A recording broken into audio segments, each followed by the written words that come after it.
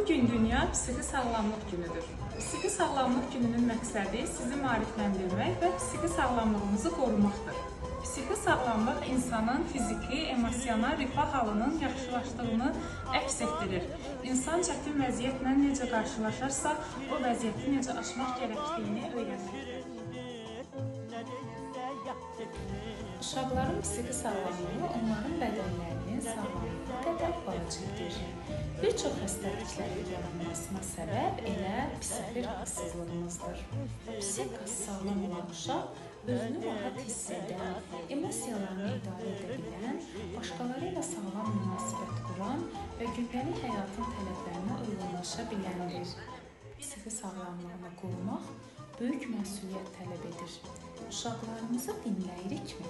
Onun gün ərzində nə hiss etdiyini soruşuruqmu?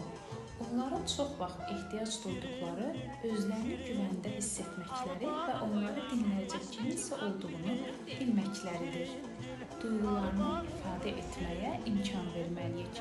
Qorxma, sən kişisən. Ağlama, sən artıq balaca deyilsən. Yanaşmaları ilə onların emosiyalarını bastırırıq. Bunların yerinə mən səni anlayıram, bu yaşadıqları normaldır ifadələri daha uyğun olar. Çalışın müqayisə etməyin, sevgi göstərməkdən çəkinməyin. Disiplin və günlük rejim övladlarımız üçün önəmlidir. TV və telefondan istifadəni nəzarətdə saxlamalıyıq. Unutmayın, uşaqlar dediklərimizi deyil, etdiklərimizi öyrənirlər. Onlara nə deməyimizdən çox, necə davranmağımız daha vacibdir. Onlar üçün ən yaxşı nümunə bizim sakit, anlayışlı davranışımızdır. Beləliklə, övladlarımızın psixi sağlamlığını qoruya bilərik. Hem tabiptir hem merhem,